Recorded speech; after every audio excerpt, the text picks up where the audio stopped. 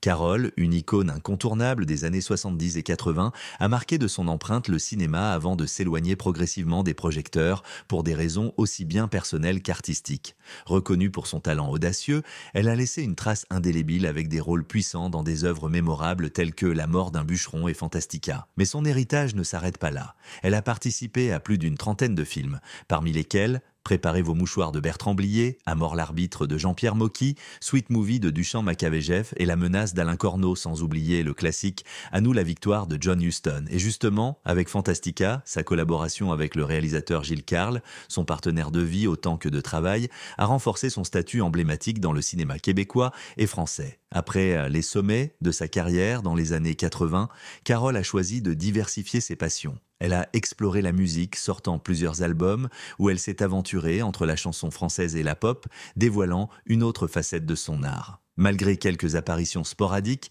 elle a préféré se consacrer à la réalisation et à la production, opérant désormais derrière la caméra. En 2004, elle a réalisé CQ2, un film introspectif abordant des thèmes comme la danse et le désespoir, révélant une part plus intime de sa créativité. Carole a volontairement réduit sa présence publique, optant pour des projets discrets et personnels. Pourtant, elle demeure une figure respectée et admirée. Sa transition vers la musique et la réalisation, ainsi que sa relation marquante avec Gilles Carle, témoignent de sa polyvalence. En se détachant du feu des projecteurs, elle a privilégié une carrière artistique plus introspective, ce qui reste rare dans ce milieu. Ainsi, son choix de rester indépendante continue d'inspirer, rappelant la force de son héritage artistique unique.